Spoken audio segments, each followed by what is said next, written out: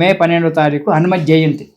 ఆ జయంతి నాడు ఈ మధ్యన 40 రోజులు దీక్షా కార్యక్రమం పూర్తవుతుంది కాబట్టి ఆనాడు దీక్ష విరమించుకోవాలి. ఏదైనా ఆంజనేయ స్వామి దేవాలయానికి వెళ్ళి, లేదా మీకు నచ్చిన ఆంజనేయ స్వామి దేవాలయం ఎక్కడైనా వెళ్ళి ఆంజనేయ స్వామి యొక్క దీక్షా విరమణ చేసుకోవాలి. ఈ దీక్షలో ఉన్నప్పుడు ఏం చేయాలి? దీక్షలో ఉన్నప్పుడు ఆంజనేయ స్వామి ఎరుపు రంగు బట్టలు కట్టుకున్నారు కాబట్టి వీళ్ళు కూడా ఎరుపు రంగు బట్టలు, కాషాయం రంగు బట్టలు కట్టుకోవాలి. నిరంతరం రామనామ స్మరణ, ఆంజనేయ స్వామి స్మరణ చేస్తుంటే మాల వేసుకొని, మెడలో టవల్ వేసుకొని తిరిగితే నేను మాల వేసుకున్నా అంటే కాదు. సత్యము ధర్మముతో ఉండాలి, దాన ధర్మాలు చేస్తూ ఉండాలి. ఒక పూట భోజనం చేయాలి, ఒకటే పూట భోజనం. మళ్ళీ మధ్యాహ్నం నేను టిఫిన్ చేస్తా, అది చేస్తా, ఇది చేస్తా అంటే కూడా కాదు. ఒక పూట భోజనం చేయాలి, అది కూడా సాత్విక ఆహారం తీసుకోవాలి. అంటే వెల్లుల్లి అవన్నీ కూడా మానేశారు. సాత్వికమైన ఆహారం. సామాన్యంగా దీక్షలో ఉన్నప్పుడు హవిస్సు తినమన్నారు. హవిస్సు అంటే యజ్ఞానికి మేము వంట చేస్తాం, బియ్యంలోనే పెసరపప్పు కలిపి వండేస్తాం. వండేసి అది హోమానికి వాడతాం. అదే అలాంటి అన్నమే ఇంత మజ్జిగనో పారో పోసుకొని, పెరుగు వాడొద్దు, మజ్జిగనో పారో పోసుకొని తినాలి. పెరుగు వాడకూడదు. అంటే ఇప్పుడు దీక్షలో ఉన్నప్పుడు ఇవన్నీ వాడకూడదు. సుఖకరమైనటువంటి ఒక ఆహారాన్ని తీసుకోవద్దు. సుఖకరమైనటువంటి ఒక ఆహారాన్ని కనుక తీసుకున్నట్టయితే మన చంచల్యం జరుగుతుంది. పెరుగు పోసుకొని తిన్నా అంటే నిద్ర వస్తుంది. నువ్వు రామరామ అని ఏమంటావు? కడుపు నిండా భోంచేస్తే ఏమంటావు? నిద్ర వస్తుంది, చేత కాదు. కాబట్టి సాత్వికమైన ఆహారము, మితాహారము తీసుకొని నిరంతరము రామనామము, రామనామంతో పాటు ఆంజనేయ నామనామం రెండు చేయాలి. ఒట్టి ఆంజనేయ నామస్మరణ చేస్తే నాకు రాముల వారు అవసరం లేదంటే కాదు. రాముడు చెప్పండి ఆంజనేయ స్వామి పనిచేయడు, గురువుగారు చెప్పండి శిష్యుడు పనిచేయడు.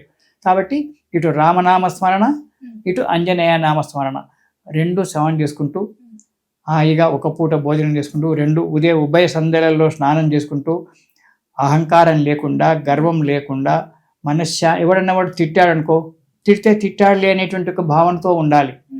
అలా ఉండాలి. అంతేగాని మళ్ళీ ఎదురు మాట్లాడము చేయడం అనేటువంటి ఉండకుండా ఆ భగవంతుని నామస్మరణ చేసుకుంటూ రాత్రిపూట మంచం మీద పడుకోకుండా కింద పడుకోవాలి.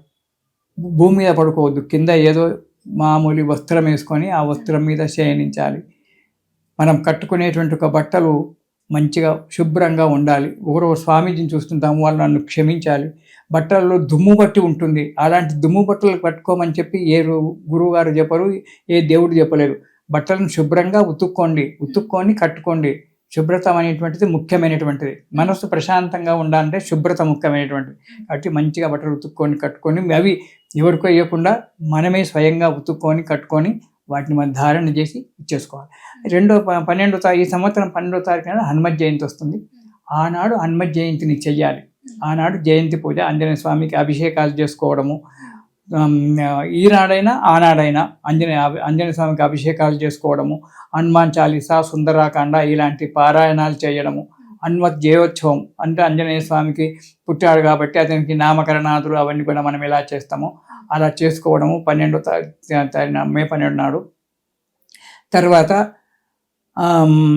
మనకు స్వామివారి ఊరేగింపు చేసుకోవడము ఇవన్నీ కూడా మనం చేసుకోవచ్చు. ఆకు పూజలు, వడమాలలు ఇవన్నీ కూడా సంతోషంగా ఈనాడు చేసుకోవచ్చు, ఆనాడు చేసుకోవచ్చు.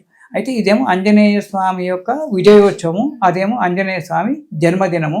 మనకది వైశాఖ బహుళ దశమి నాడు స్వామివారు జన్మించినటువంటి వాడు, పూర్వభద్ర నక్షత్రంలో జన్మించినటువంటి వాడు కాబట్టి ఆ రోజు జన్మోత్సవం చేసుకోవాలి.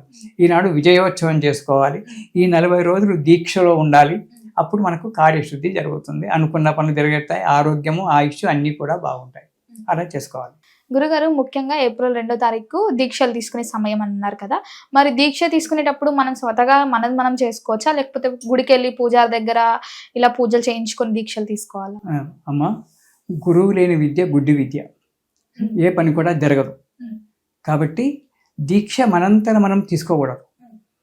ఇక దేవాలయానికి వెళ్ళి, హనుమత్ దేవాలయానికి వెళ్ళి, లేకుంటే మీకు తెలిసిన గురువు వారి దగ్గరకు వెళ్ళి నేను దీక్ష తీసుకుంటున్నానని చెప్పి అతనికి నమస్కారం చేసి అర్థించాలి. మొదలు వెళ్ళి గురుగారు నాకు దీక్ష చేయి అని బెదిరించడానికి లేదు. అతన్ని కాళ్ళు పట్టుకొని, స్వామి నేను దీక్షలో ఉండాలనుకుంటున్నాను, నాకు మీరు దీక్ష ప్రాప్తించండి, దీక్ష ఇవ్వండి అని చెప్పి వేడుకోవాలి. గురువు గారికి పాదపూజ చెయ్యాలి.